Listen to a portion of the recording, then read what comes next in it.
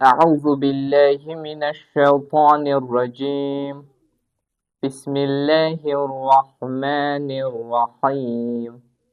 Allahumme salli ala Muhammedin ve ali Muhammed. Salamlayırıq əziz izləyiciləri, möminə, bacı qardaşları. Allahın izni ilə şəriət hökmlərində biz bilirsiniz ki, keçən dəfə suların hökmlərini bitirdik. İnşallah yeni bir bölməyə keçirik. Bu bölməyə deyərlər təxəlli. Təxəlli fiqhi kəlmədir. Bizim dildə, yəni ürfdə, yəni cəmaət arasında ona deyərlər ayaq yolunun hökmləri. Keçirik hökmlərə. Demək, insana vacibdir ki, öz övrət, yəni həya yerlərini istər naməhrəm olsun, İstər məhrəm olsun, məsəl üçün ata olsun, ana olsun, bacı və yaxud qardaş, yəni fərq eləməz. Böyük insan olsun və yaxud kiçik insan olsun, bu da fərq eləməz. Yəni, həmin o həya yerlərini gizlətməlidir, örtməlidir. Lakin, ər ilə arvadın örtünmələri lazım deyil. İnsan öz övrətini xüsusi bir şeylə örtməsi şəriət vacib buyurmuyor. Yəni necə?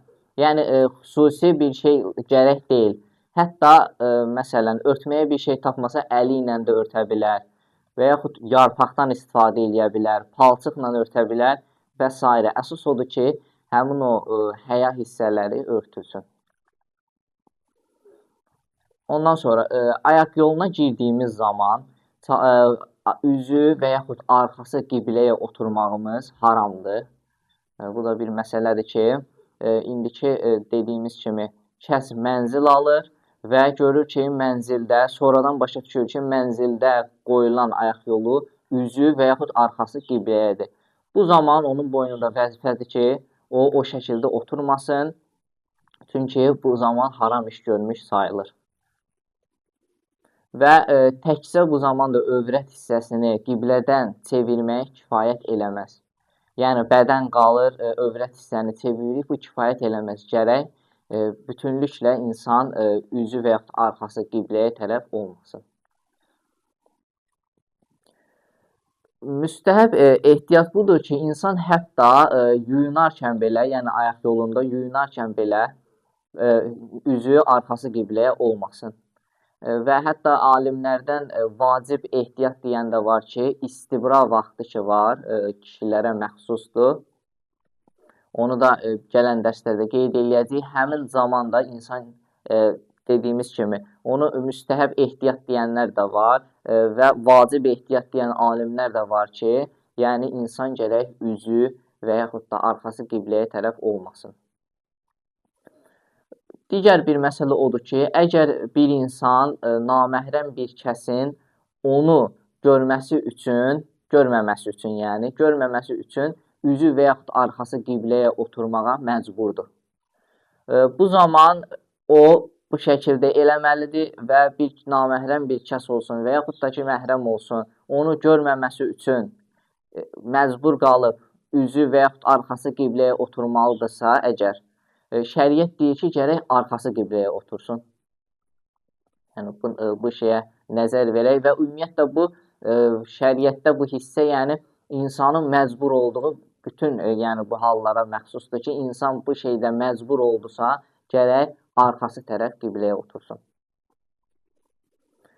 Digər bir məsələ odur ki, insan qiblənin hansı istiqamətdə olduğunu bilməsə.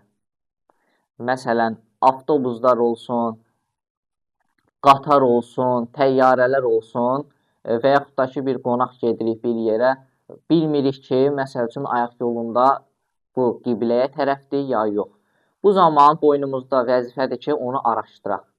Yəni, əgər araşdırdıq və bir nəticə əldə edə bilmədik, bu zaman şəriət deyir ki, bu işi mümkün qədər təxirə salmaq lazımdır. Amma dözülməz dərəcədə, yəni zərurət olarsa, onda fərq eləməz, yəni üzü və yaxud arxası qibləyə istifadə edə bilərik, əyləşə bilərik. Amma bu şəkildə dedim ki, birinci növdə araşdırırıq, ondan sonra araşdırdıqdan sonra tapa bilmirik və gecikdirməyə də artıq macal yoxdur, söhbət bundan gedir. Və yenə də qeyd edək ki, digər ictimai nəqliyyatlar da olsun, ona da riayət eləmək lazımdır həmin bu məsələyə.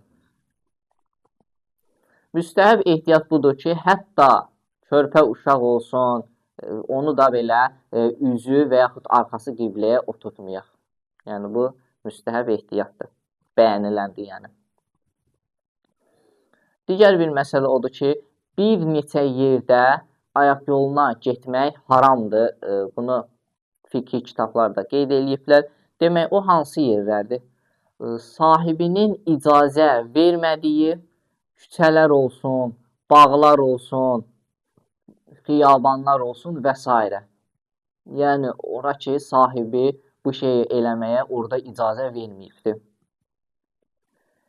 İkinci məsələ budur ki, xüsusi, yəni birincidə o hər hansısa bir, yəni dediyim kimi, xüsusi mülkə də aid ola bilər və yaxud da ki, ümumi insanların gediş-gəliş elədiyi mülkə də aid ola bilər ki, sahibi əgər icazə vermirsə, bizim orada dediyim kimi təxəlli, yəni ayaq yoluna getməyimiz haramdır.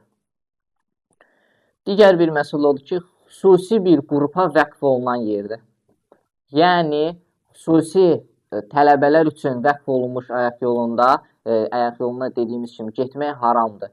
Və yaxud da tələbələr olmasın, bir işçilər olsun, məsəl üçün tibb işçiləri üçün ayrılıbdır və yaxud memarlar üçün ayrılıb, dediyimiz kimi sırf xüsusi o kəslər üçün ayrıldığı yerə. Üçüncü məsələ odur ki, mömin bir kəsin qəbrinin üzəri olsun və yaxud da ki, din, əqidənin, yəni məzhəbin böyükləri, alimləri olsun, imamlar olsun və s. Onların hörmətsizlik gətiriləcək, onlara yəni hörmətsizlik gətiriləcək yerlərdə də ayaq yoluna getmək haramdır. Demək, həya yerlərindən ön hissədən danışaq ki, o ayaq yoluna getdiyimiz zaman yalnızca su ilə paklanır. Və kür və yaxud axar suda bir dəfə yuyulması kifayət eləyir. Amma az suda isə 2 dəfə yumaq daha gözəldir. Yəni, az suda gərək 2 dəfə yuyulsun, 3 dəfə də yuyula bilər. Sonra həya yerlərindən arxa hissə isə su ilə də pak oluna bilər və su ilə pak olunduğu zaman biz bilməliyik ki, hətta orada nəcasətdən bir zərrə belə qalmasın və yaxud da ki, indi qeyd eləyəcəyik. Əgər biz su ilə oranı pak elədiyimizdən sonra rəng iyi qalırsa, bunun heç bir maniyəsi yoxdur. Amma sudan başqa şeylə də pak edilə bilər. Söhbət həya hissələrindən arxa tərəfdən gedir ki, həmin hissə pak olan parça, daş olsun, kəsək olsun və s. də pak edilə bilər. Əsas məsələ odur ki, silindiyi zaman nəcis aradan geçsin. Yəni, söhbət budur ki, yaxşı olar ki, şəriət deyir 3 dəfə silinsin və 3 dəfə də əgər silindiyi zaman görsə ki, nəcasət qalır, ta bunu nəcasət aradan gedənə qədər təkrarlasın. Ondan sonra Allahın, Peyğəmbərin və yaxud məsum imamların adları yazılmış kağız olsun, Qurani Kərim kağızları ki olsun, onlar bu niyyətlə istifadə edilməsi haramdır. Bunu da qeyd edək. Ondan sonra ayaq yoluna gedib çıxdıqdan sonra özümüzü pak edib və yaxud etmədiyimiz barədə şəkkə düşsək, gərək girək, yəni ki, təzədən ayaq yoluna girib özümüzü paklamalıyıq. Yəni, bu şəkkə dediyim kimi etimad edib, bu zaman şəriət deyir ki, yenidən insan gərək özünü paklasın. Amma namazdan sonra bu fikir bizə gəlir ki, biz ayaq yolundan özümüzü paklayıb çıxmışıq və yaxud da ki, yox, paklanmamışıq. Bu zaman həmin o qıldığımız namaz düzgündür, amma şəriət həmin yenə də kəsi napak yəni adlandırır, yəni gərək təzədən o biri namazlar üçün o kəs paklansın. Demək, təxəllinin hökmləri idi, ayaq yolunun hökmlərindən danışdıq, mümkün qədər diqqətinizə çatdırdıq. Allahdan hər birinizə müvəffəqiyyət və zehin açıqlığı arzu edirəm. Vəssalamu aleykum və rəhmətullah.